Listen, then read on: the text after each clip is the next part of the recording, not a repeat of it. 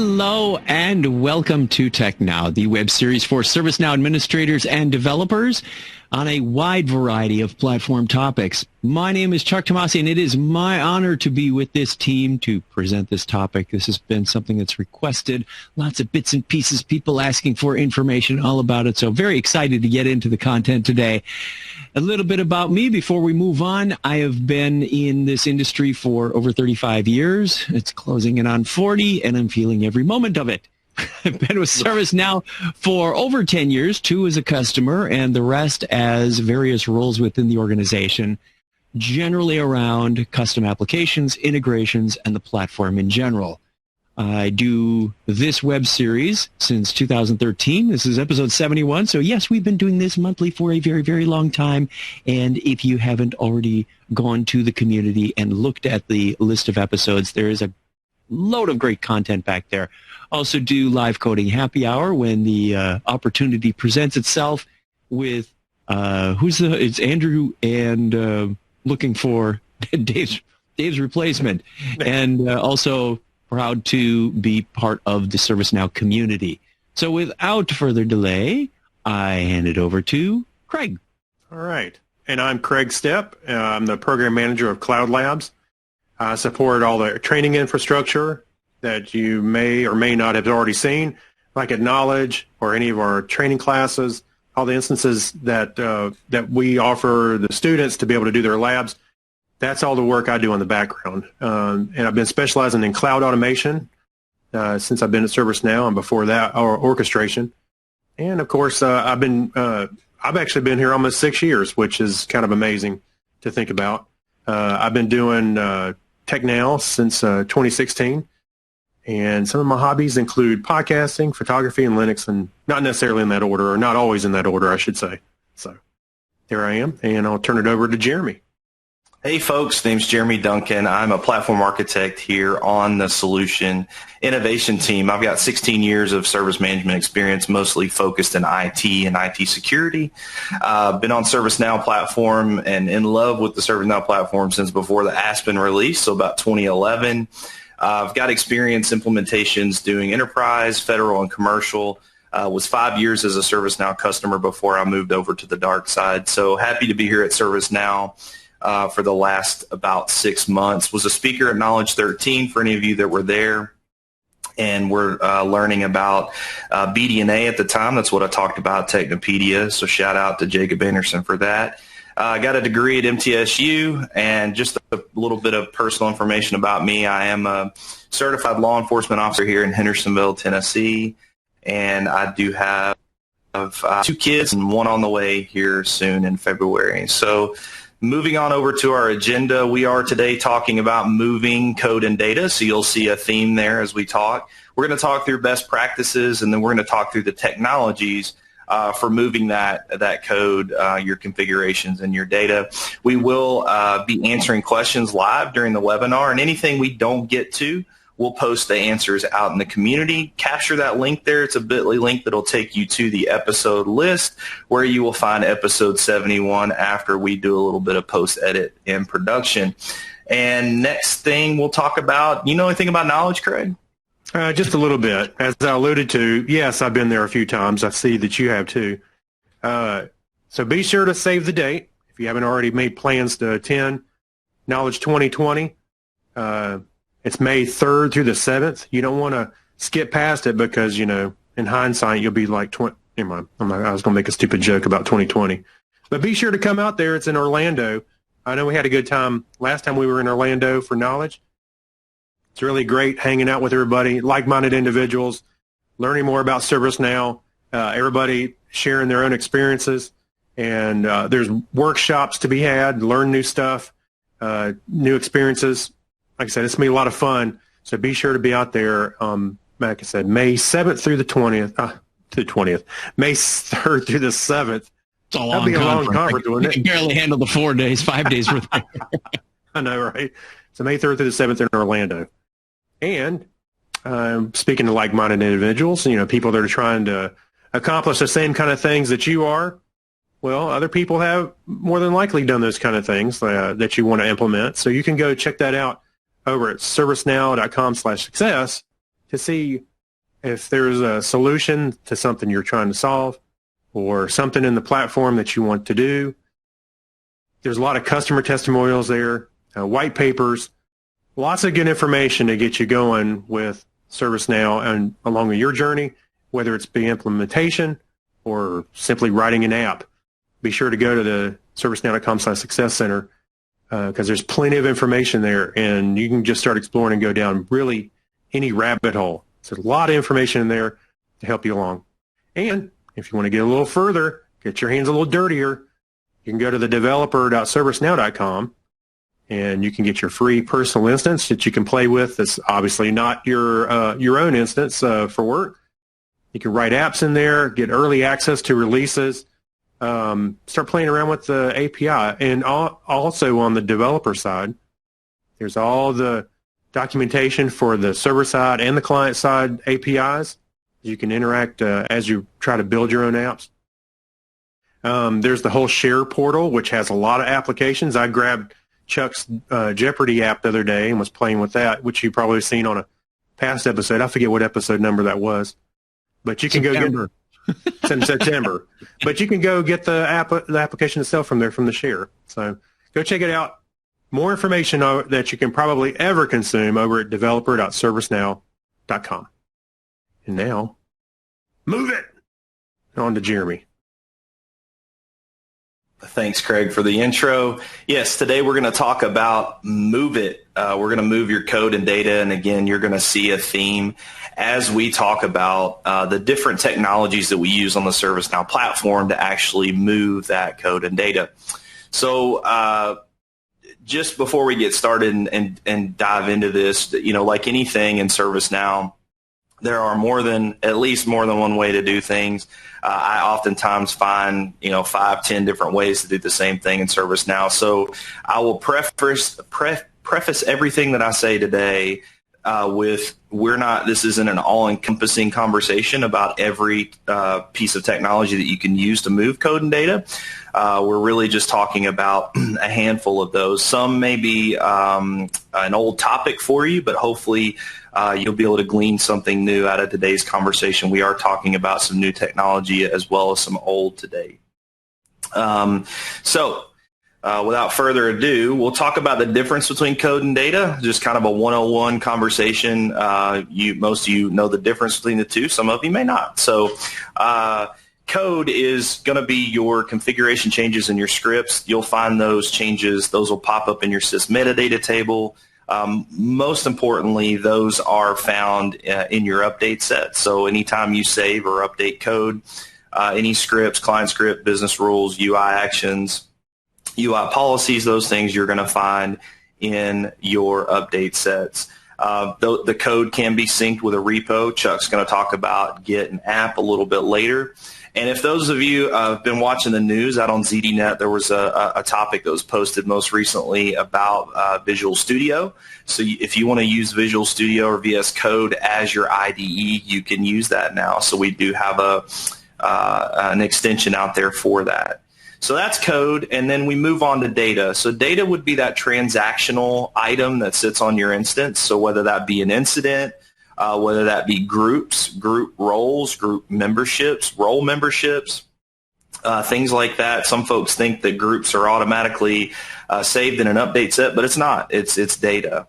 Very similarly, and we'll talk about this later, SDLC, things like that. The data items there, the transactional data, are not stored. So when you move your update sets, you're in fact not moving that data. So we'll cover how we'll move that. So data you can easily identify with things that can be exported to CSV, XML, JSON, PDF, etc.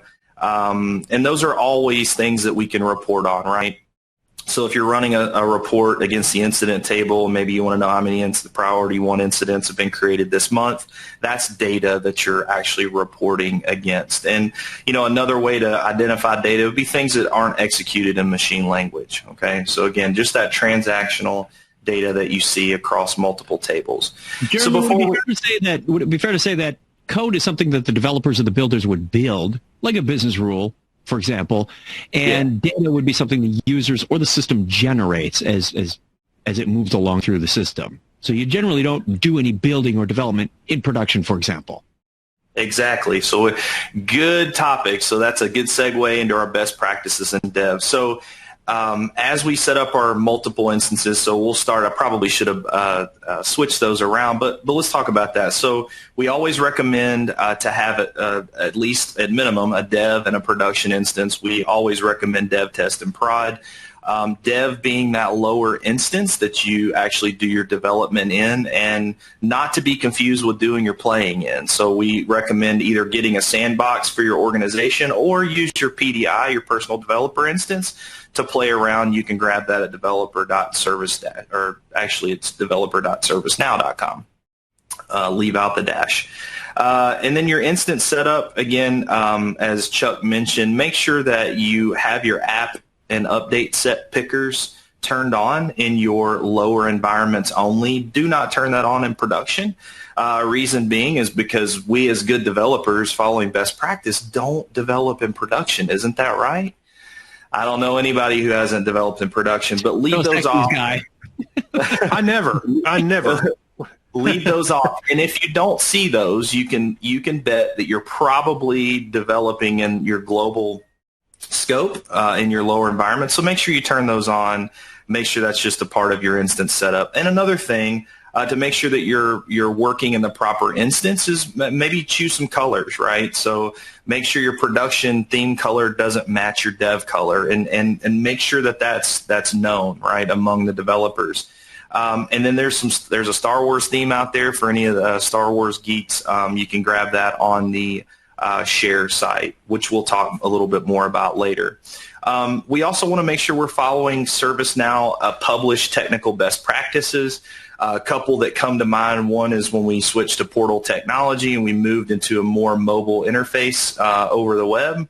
Some of the things stopped functioning, right? So client-side calls had to change, so we started using Ajax with script includes a little bit more, and so just make sure that you're following those best practices. Otherwise, you may write code that just won't work, right?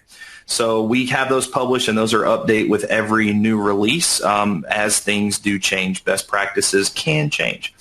And last but not least, I would encourage you to consider creating a dev guide. I had one that I was going to share today, but it wasn't quite fully baked, but I would recommend that anything that you do normally with any implementation or code move, document that so your team knows that. So you could talk about instance setup, your themes, right? Making sure that your variable sets and your variables for your catalog items are named properly, that your code is commented properly, that your update set naming convention is done properly. So make sure that's published in a guide that you can share with your team so that everybody is basically singing from the same sheet of music, right? So that's if you want to reach out to me, jeremy.duncan@servicenow.com, I can get you a copy of a dev guide that could work for you. It'd be a good starting point. Again, it's not all inclusive, but again, would be a good starting point.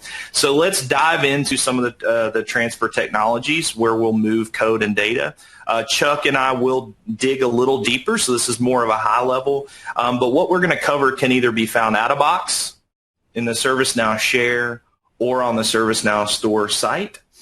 So first up, we'll talk about code. We move code via update sets. There's merging and batching of update sets. Choose your poison. They're both great, have different purposes and different things to look out for. But just quick exports of code you can do via the add to update set UI action. That's out on the share site. Mr. Ben Holyfield wrote that. Has got, in my opinion, the best version of that out there right now. And again, you can find that out on the share site.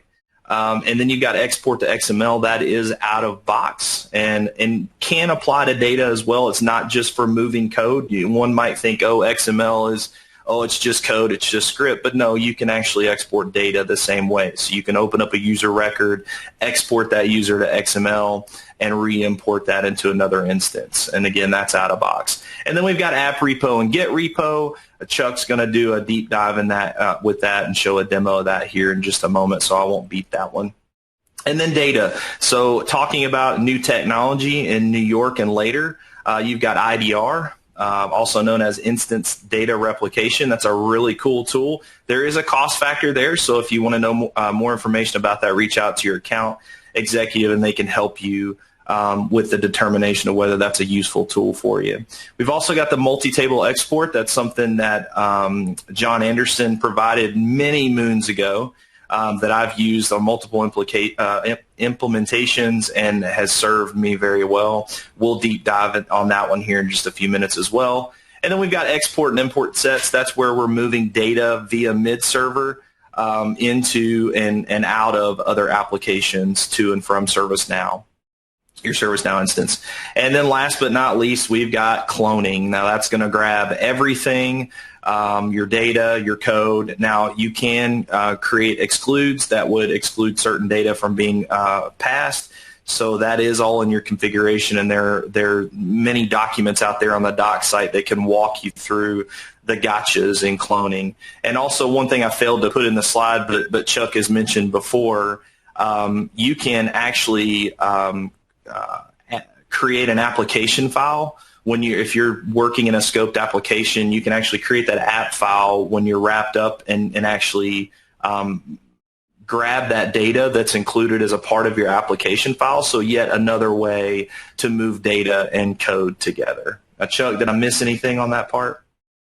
No, I think I got it. We've got our table of contents laid out. What do you say we dig into it a little deeper? Sure thing. As I've mentioned, share and store, we've got both share.servicenow.com and store.servicenow.com. The big difference between the two, your share is where you're going to find non-certified apps. That's where we're sharing the love, where you've got your colleagues are out there sharing applications and utilities for the platform to make it easier to use. And then you got store, where you've got free and paid apps. You've got certified and non-certified apps, but those are ones that are created by our partners and even ServiceNow for your consumption. So over to you, Chuck. All righty. Well, we're first going to start out by talking about update sets, something that many of you are familiar with. If you're not, it's basically a recording of what you've configured. It's on certain tables like business rules, like script includes, like ACLs and form and list layouts. We're recording a lot of that information as you make those configuration changes. And as Jeremy said, we're not recording things like which incidents were created or users added to a group. That's more transactional data. It's specific to the instance. So you can either set yourself up with an update set source. So if I were on my dev instance, for example, I'd be building and recording and creating update sets for maybe incident V1 and change V2 and whatever else I want to bundle together as an update. And then on my dev system, or excuse me, my upstream systems, whether it's test or prod, point an update source back to that original. It's like, where are you getting these? Then from that second instance, test, I got to get these right, test or prod. It's hard to say test or prod without saying dev, test, and prod.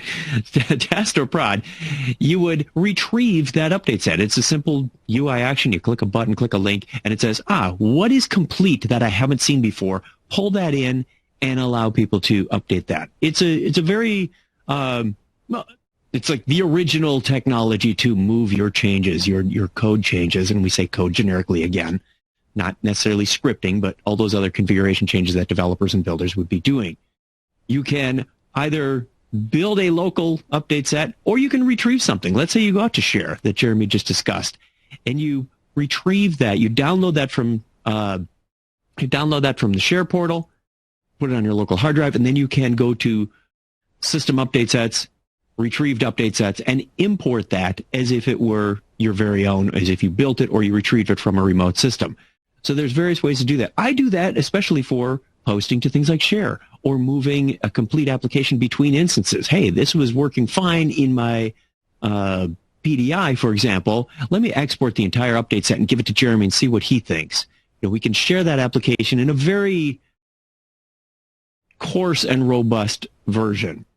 The other thing I wanted to mention is merging versus batching. Jeremy highlighted this, touched on it. Merging allows you to take two or more update sets and put them together into one unified update set. Now, whoever changes the something last, let's say I modified a script include and then put it in update set A, Jeremy came along later and modified the same script included, put in update set B. If we merge update sets A and B, the change in B wins. A never gets seen because it says, oh, this is the latest change, so that's what I see on dev, and that's what I will send to test or prod, or wherever you go with that update set. So it's sort of a mass. Let's put everything together in one bucket and see what happens. Batching is something that came out probably 3-4 years ago to allow you to set up a hierarchical structure of parent and child update sets. That way you can be a little more surgical in what gets applied or what gets uninstalled if you need to uninstall. Let's say customer service management and ITSM both have this big family of update sets. You can apply it all at once if you wish and say, all right, we've got everything set up with parent-child relationships. It could be 1 tier, 2 tier, could be 3 tier, could be as many tiers as you want. But if you only want to install or uninstall a piece of that, you can do that. A little more surgical way of doing that. So if you haven't taken a look at batched update sets, definitely take a look. Go over to docs.servicenow.com and dig in a little further. There's a couple of UI actions I want to point out here that are very easy to use, very commonly used. If you're in a business rule or something, if you're in an update set, as I mentioned, you can save this as an XML, and it has all of your tables, all your ACLs, all of whatever you built in that update set. There's an export to XML link right on the page there. If you are in any other record, whether it's data or code, you can do a right-click on that record and say export to XML. You can also take a list, any list, whether it's data or code, and do an export to XML filtered. So I'll say, give me all the active P1 incidents. I need that as sample data in another instance. Sure, go to the list, filter it out, export XML, there's your records. Go to the other instance, import XML, there's your records. Works very well for moving data back and forth. If you were doing this on a daily basis and you needed to move specific data, we've got other methods for you to do that between dev, test, and prod. So one-off stuff, that's not a bad way to go. As I mentioned, once you've got an external XML, whether it's an update set, whether it is code, whether it is data record, whether it's a list of whatever, you can go to, as an admin, you got to be an admin to do this, you right-click or click on one of the column menu headers on a list, any list for any table. Just because I exported users doesn't mean I necessarily have to go to the users table to import that XML. Mm-hmm. All that information is in that XML file. It says, go load these into the sysuser table. So I could do that from incident if I wanted to. I could do that from group. I could do it from script includes. I could do it from client scripts. Doesn't matter because it's going to end up in the sysuser table. That's where it says. Hey, one time I went to the wrong table I was planning on, and I did the import. I went, oh no, what did I just do? And I went, oh wait, it actually put it in the right place. So that was a nice touch. Yeah, it is. It is. I was surprised when I found out about that as a customer too. I'm like, sweet. Save you a couple clicks. And the bottom bullet there that says, if needed, I put a big red caveat on this. Only do this in extreme emergencies. XML is text files, and you can edit text files. That being said, you can also break them so they don't import right. So if I had, let's say, taking some of Kreg's record from his system, and his table is called U_CL_lab, and mine was called Cloud Labs _lab, I could go and do a search and replace on all instances of his string with my string and import them and cross my fingers and hope it works. Okay, you are mucking with the system in between, but if you know what you're doing and you're very careful and you test, then you can get away with it. I don't do that very often. Maybe once every couple of years I have to modify an XML file. Yeah, I've done it regularly myself. Yeah. If you've ever wondered how created dates are, 5 years in the future, I'm sure that's probably how that was done. I usually script it, then export it. It's easier to take a record and add a few days than to calculate out the string value. And anyway, all right. There seems to be a lot of confusion around these two different repositories. One is source control. We use GitHub, GitLab, Bitbucket, any Git-based technology for that. That's what you see in the upper left, where it says source control. You connect that to your dev instance only, and that's what gives you version control. We've got branching, we've got tags, we've got, you can import, you can export, you can move things. It's very easy to use once it's hooked up, and I will show you a demonstration of what that looks like. Do not connect your source control to any other instance besides your dev instance. or you will have massive problems when you go to install a new version because it is a destructive install. If I were to switch branches between, say, branch V1 and branch V2, it's going to uninstall my application and data and destroy all the tables and then put everything new back in. That's just the way it's working today. We may see changes to that in the future, but that's why we recommend only using source control for your dev instance. Now, how do you get information from dev into test and prod without using update sets? This is the cool part, and I will show you this in the demo in a little bit. You can use the application repo. It's like a private store of your own. So your 3 instances in this case would have a company code. In my case, it'll be ORB for Orbit Corp, and I will move things by publishing it from dev to the store. And then when I get to test, UAT, prod, whatever else, I can install it. And you can do multiple versions. Because when you publish it, it says, what version would you like? And I say, oh, this is 1.06. And it goes, okay, great, I'm going to publish 106. And test and prod go, well, I'm running 104. Maybe test should run 106 before prod gets upgraded. And it really is a simple click. Now, that being said, there are some things you need to be aware of. It's scoped apps only. So be aware of that. Another encouraging reason to go build in scoped apps, or to develop in a scope. And it doesn't push delete operations. So if I were to create a client script, for example, and then delete it, or one that a customer had in the community, they said, I went to build an HTTP request, and in there is an HTTP method, a child record. Well, I deleted that record, but it didn't show up in dev or prod because it doesn't push deletes. That's done for a very intentional reason.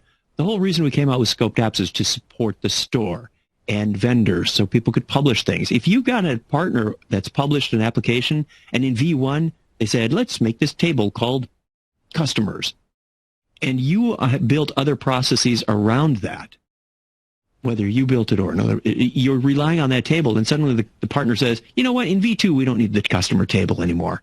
Let's get rid of it. That would be detrimental to your other processes that rely on that. Yeah, so, or they rename the table or something like that. Yeah. Right. Bad news. So that's why we don't do deletes. That was a big issue around choice lists. We've since mitigated that. I believe it was Madrid. That choice list now recognized that delete operation, because if you're taking things out of a choice list, well, it's still going to show up as a blue value on your list. I won't get into all those details. So that's the high level of the repos. And I think I got a couple more. Let me talk about instance data replication. New feature in New York. This is a pay-for feature. So it allows you to easily create an integration between a ServiceNow instance and one or more other ServiceNow instances. We do this in our DevOps. With a problem comes into high. Let's say somebody says, "Hey, I've got a script that's throwing this error. I've discovered a bona fide, legitimate ServiceNow bug." It ends up in high as a problem. The problem record through IDR, that problem table is being watched for certain conditions. Maybe it's this priority or this due date or this whatever. You can filter those records and say, I only want to replicate this information. High is the producer of that information. We then have a DevOps system that says, I am a consumer.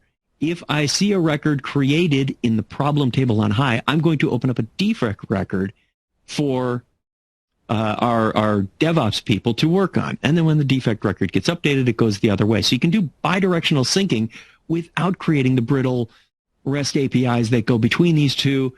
It's really, really fascinating how easy this is to work. It's meant for internal customer instances. There are some customers we recognize that have, through mergers and acquisitions, they've got 2 or 3 prod instances, and they want to sync common data, departments, cost centers, that kind of thing, between those. I've heard customers talking about possibly doing this with their vendors to publish certain information to the vendors. I haven't followed up on that to find out how well that's working or what the caveats there are. But there's also a note that it's not currently available. It's not currently FedRAMP, so federal customers got to wait just a little longer. We're working on that. Yeah, the examples I've heard, Chuck, from customers are in the healthcare industry. So healthcare industries share information between hospitals, and if they're both on ServiceNow instances. But you got to be careful because this is not We're not replacing numbering schemes. We're really just sharing data between instances internally. So there are other methods. You don't want to throw e-bonding away for IDR. So there are specific use cases for IDR where you wouldn't. Hey, great segue. Yeah. There you go. It's great for those comments, and you can narrow down which fields. We're not sending the whole XML record saying, here's your sys ID and here's your sys updated. If you just want to pass along a number and a short description from a problem or an incident, fine. That's all you're publishing as the producer. The consumer can pull that in. It's not meant to be a replacement for cloning. Cloning is take my whole instance and copy it over here. Okay. This is very surgical on a per table basis of what you can do. So to set up something that would mimic cloning would just take forever, because I just set up a new instance and realized there's like 3,000 tables in there in the base instance now. That's ridiculous. I don't want to have to try and set that up. This is very prescriptive and surgical. So I'm not going to read the whole list of these use cases and whatnot to you. We will be sharing the slides on the community afterwards, and I believe you can download them if you're watching this live. So with that, I believe it's Jeremy's turn again. So let's talk about multi-table export. So this is something I mentioned that John Anderson came out with many moons ago. I want to start by saying with any application that we bring into the ServiceNow instance, whether certified or not, make sure that you check with your security department. I have to put on my security hat when I say this, and I've walked through this with many architects and many implementations that I've done. Make sure they're aware of what you're installing in the instance, because you are able to move large amounts of data out of the instance. So just make sure that they're aware of what you're putting in the instance and get a blessing from them. So what we're going to do with the multi-table export, and we will walk through this in a live demo here in just a few moments, we're going to download the update set, which you can find out on Share. So if you just do a Google search for multi-table export, you'll find it. We're going to import and retrieve that update set. So we want to make sure we're in the global scope. So make sure you got your app an update set picker turned on, as we mentioned earlier. And we're going to preview and commit that. We're going to see 84 updates that'll be a part of the multi-table export tool. So digging into that, we want to configure the multi-table export tool. Application. I feel my hand getting slapped right now. So we want to configure that and think about this from the top down, right? So at the top level, we want to create the export configuration. We want to say what it is we're going to export. We're going to have multiple tables with multiple filter queries that live below that. So in this instance, I like to use SDLC data. So folks may not necessarily be paying for in production the SDLC module, but they want to try it out, right? So they want to try it out by running maybe a project through the SDLC module. They want to get some stories. They want to get defects and enhancements. They want to do their whole release cycle through there as a part of building the ServiceNow implementation. So when you do that as a part of best practices, you always copy back production to dev right before go live, right? You want the latest and greatest for everyone to be running on. Well, when you do that, if you don't have your exclude set up correctly, you could overwrite your SDLC data. So this is a great opportunity to actually export all that data with your attachments included. So we, at the top level, we create the configuration to capture SDLC data. We dig down into the export tables. We either edit, right? We can go grab existing tables or configurations that we've already created, or we create a new configuration. And basically all you're doing when you create new is you're saying, hey, I want to use this table, so maybe the RM story table, and I want it to be any data that meets this condition. So the criteria typically for SDLC is, hey, we started this project on August 1st, 2018. We should not have any data. We shouldn't care about anything prior to August the 1st. We're going to grab everything after that. So you create a quick filter. Now, the initial setup could take a little bit of time, but once you set it up, you set it and forget it until it's time to export, right? You just continue to churn that data until it's time to let it go. So once you've created your configuration, you've added your tables, you simply come in here and export to XML. And as we mentioned before, you can bring, using the import XML function, you can bring this data in from any table list view. So if you've exported 30 tables of data, you can jump over to the sys user table when you're ready to import it, right-click in the column header, choose Import XML, grab that XML file, and it puts everything in its place where it should be. All right, so another method of getting data out as we move on are export sets. So this is where, when we talk export and import sets, this is where we're using table data that we want to get out of ServiceNow and put onto a mid server to be picked up by another application. So as we talk about integrating with other applications internally, maybe it's not a web-facing REST call or API that we're transmitting data. We need to actually dump that into an Excel file or CSV or something like that that can be picked up by something else. And likewise, the imports would work very similar. So it's simple to define an export set. We want to talk about what it is we want to export, right? And then that can be, by the way, can be done. You can predefine your export configurations and do that there. And I'm not seeing my slides progress. Are you seeing it, Chuck? Still looks like we're on slide 22, export sets. Let me see if I can give it. That's what I'm seeing. Export set, get data out. Okay, so the next part of creating that export set would be scheduling. So picking the actual data set that you want to export and where you want it to go, right? What mid server it's going to sit on, who it's going to run as, when it's going to run, at what time. So you obviously, anytime you're doing data transfer, whether it be import or export, anytime you schedule that, do that during off hours. You don't want to mess with your instance production as your performance as you do that. All right. So next up, we'll talk about import sets. And Chuck, I believe it's back to you for that, sir. Yes, it is. Real quickly, I don't want to get too deep into the whole integration thing, but import sets are one way you can bring information in to an instance. If you want to do an integration, you can quite literally take an XML file and attach it and say, hey, here's some XML data. Go get it.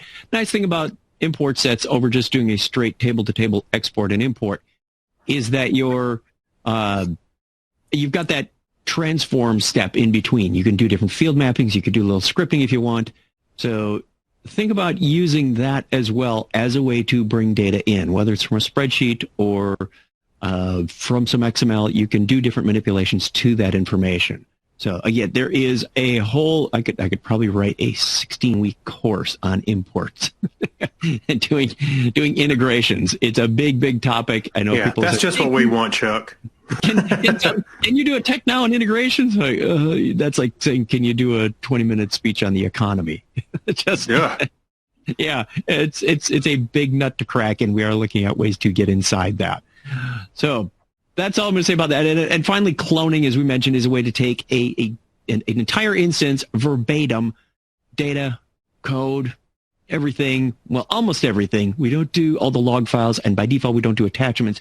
But there are options you can set to get that information over. There's also tables you can use to exclude and say, you know what, don't take this particular table because it's related to perhaps an integration, and I don't want that overwriting and getting messed up and two people pointing at prod, two instances pointing at prod. That wouldn't be cool.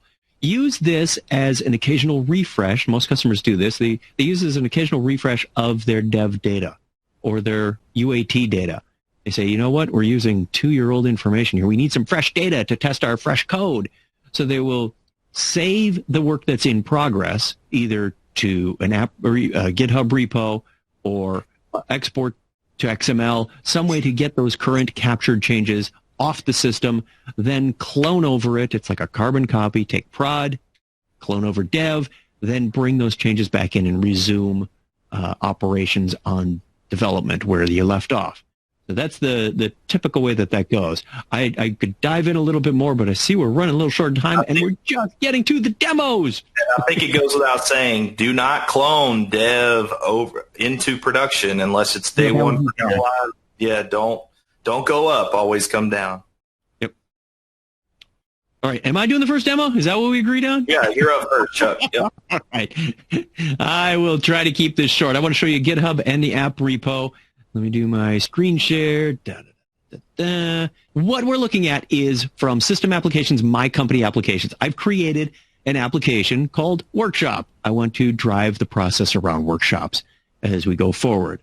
And if I bring that up in Studio, you can see I've got some artifacts in here. One thing I want to add is the creation process already created me some modules for navigating. It's very nice. All close, create new. But I want one that says assign to me.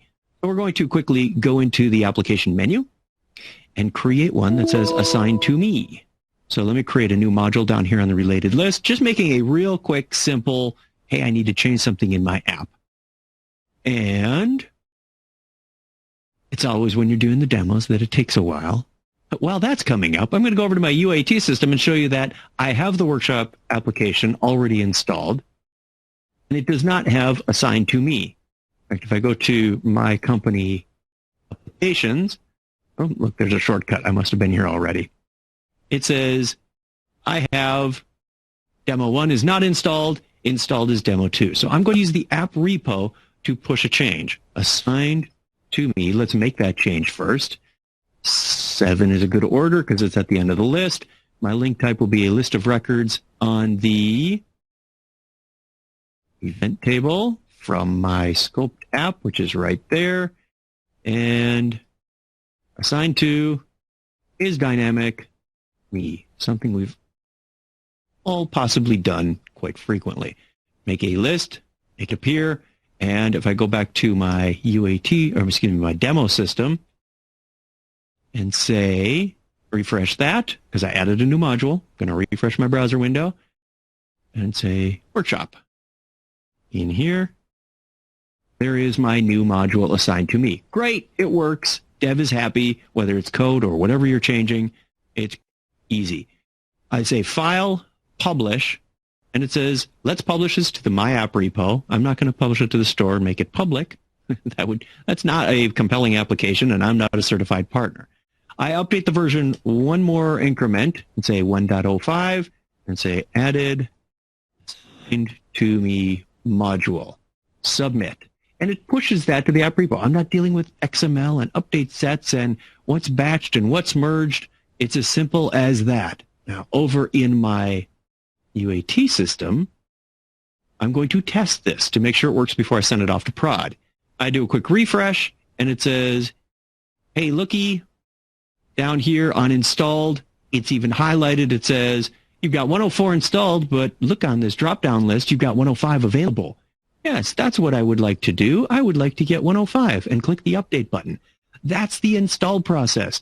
Now, originally, it's the same process. It would just show up there in the upper part where it says not installed. That's how I got this application installed onto this instance.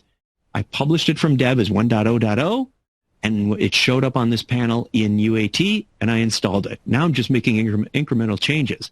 Now, I say incremental because somebody in the Q&A already asked, hey, is it just pushing the increments? No, it's pushing the whole application so that I can easily jump between maybe 105 didn't quite work out the way I wanted to, and I want to back rev to 104.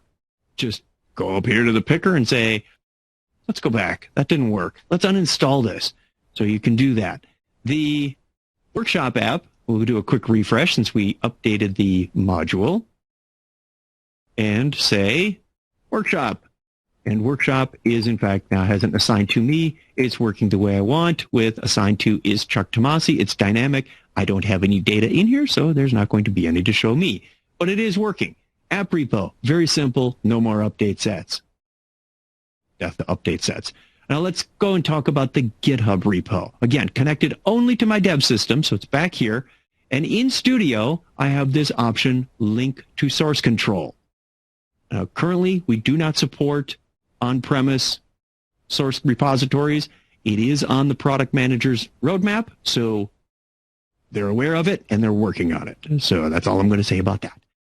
Now, I give it a URL to my repo. I don't have a repo yet, so first thing I need to do, I'm using GitLab. You could use GitHub. You could use Bitbucket. No problem. I'm going to call this TechNow 71 and create the project. I need to create a blank bucket on that repo for this thing to get.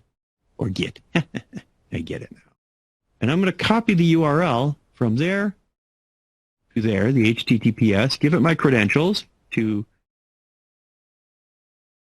I'm not using GitHub because I have two-factor and I might actually expose my API key, so I don't want to do that. That's why I'm using GitLab, because it's straight username password. GitLab also supports two-factor. I just don't have it enabled over there. Now, what I've done is linked it to source control, and pushed my initial updates up there. That was as easy as it gets. Now when I look at the source control menu, I have, I could create a branch, I can create a tag, I can do the regular source control stuff that we've got. And if I refresh this page over on GitLab, it says you've got a few directories, you got a few files, and note the README file. I'm going to make this really big so you can see it, even on a mobile device. Do not edit the files in this repository outside of an instance of ServiceNow. Very important because it has a checksum. It keeps track of this stuff to identify a potentially corrupt repository. So don't do that. That is going to do it for my demo, and over to you, Jeremy, for some others.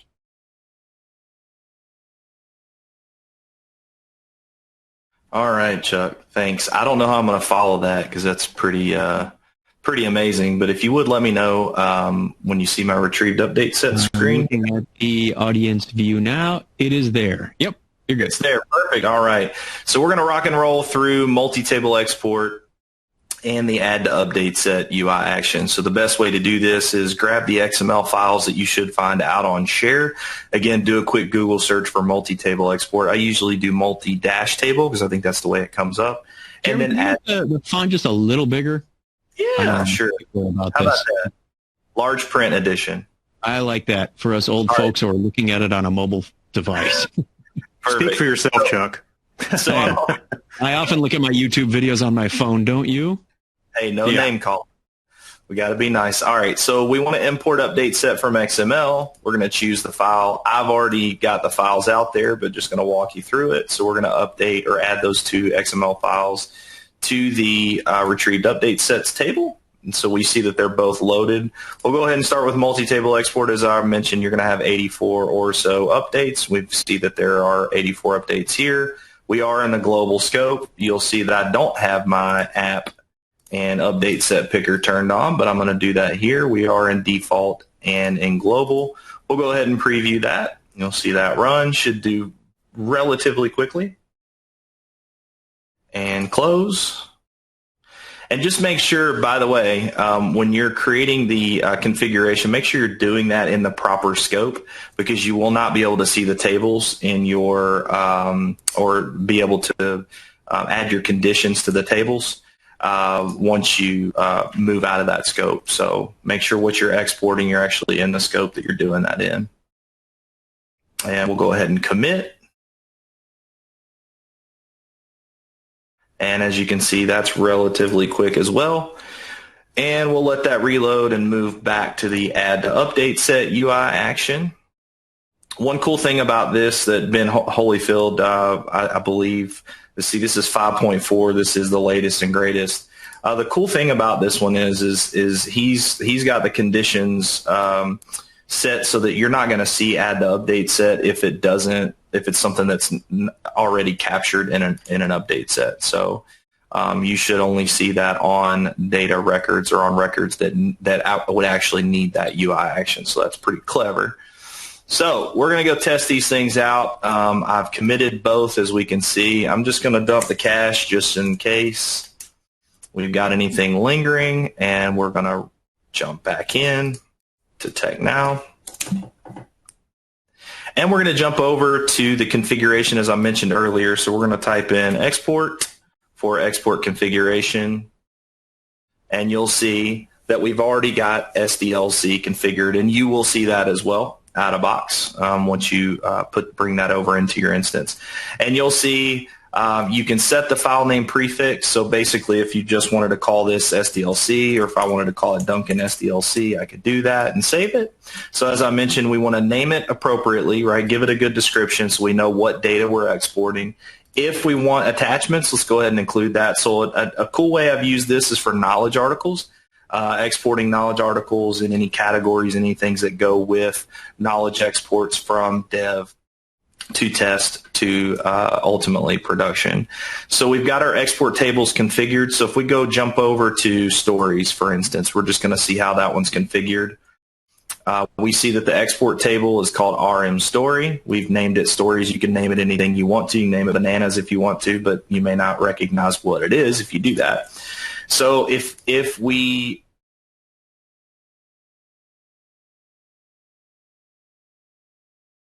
create a new table, right? I'll just use this user group for the table.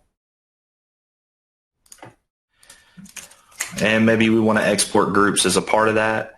And maybe we only want to see groups, again, as I mentioned, created after a certain day. Maybe I know we started this project back in August, so we'll say August 1st, right, and submit. So again, you can create this filter query just like you would any report. So on the sysuser group table, I want to grab any group that was created after that date, right? So now if I were to export to XML, all of the SDLC information, we had that group table as well that's there. Nice.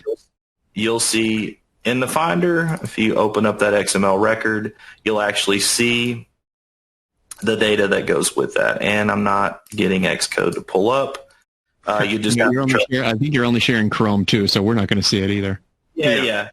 You have to trust me on that fact, I promise. Try it for yourself. Again, I've used this on dozens of implementations, so a very useful tool. All right, we got about 2 minutes left. What else you got? Yeah, going over to the sysuser record and just showing off the add to update set UI action. As you can see right here, we could, in fact, add the user record to the update set. Right? Be careful when you do this, people. This is adding data to, you really want to know that this data belongs with this application. If you're using something like a lookup table and you want the table and the lookup information to go with it, I generally don't do this for things like incidents because you don't need a dev incident in prod 99.999% of the time. So use this with caution. And I also have had some issues, trying to get data into an update set or an XML unload that it really talks to multiple tables like an incident. Sometimes it gets a little flaky. Yeah, I love it for foundation data, locations, groups, users and roles, things like that. Just your foundation data that you need to move up in order to be able to test. So let's talk about takeaways. So we really want to understand what is the right tool, and what we replace the tool with, what's the right application, what is the right technology to do the right job, and how do we prepare it? What is it that we want to move? So make sure you do your homework, like the things that we've mentioned. Think of the caveats as you're moving data. And then we want to, in order to execute, we want to implement quickly. So some of these tools that we've mentioned today are quick tools that you can use to get data in and out of an instance very quickly. Some of them are more methodical approaches, but the goal is to use the right application or right technology for the job that needs to be done. And I'll go ahead and pass it back over to you, Chuck. Yeah, thanks. Just some quick resources. If you haven't already been to these sites, we encourage you to take a look at the documentation on any of these features. Of course, the ones that are available from ServiceNow out of the box, like instance data replication, importing and exporting XML. The multi-table import tool is from Share, so you want to make sure that you approach that accurately. Again, the developer instance, get your free personal developer instance. Try some of these out. Learn what they're about. Learn how to move data back and forth. And check out, that slide needs updating. It's now over 70 topics since 2013 for a past track record of what we've done on TechNow. Remember, I apologize, we don't have a lot of Q&A. We are at the top of the hour. We jammed as much information in here for you. We do have the questions that are and are not answered captured. We will be addressing those offline and sending you a notification where and when you can find the answers, and encourage you to participate in that discussion in the community. Thank you very much. If you want to get in touch with us, there's a number of ways through YouTube or mail or Twitter or who knows how else. So for the rest of it, you know what? Thank you, everybody. And it is December, so we wish you all the happiest of holidays. Thanks, everybody. Thank you. See you.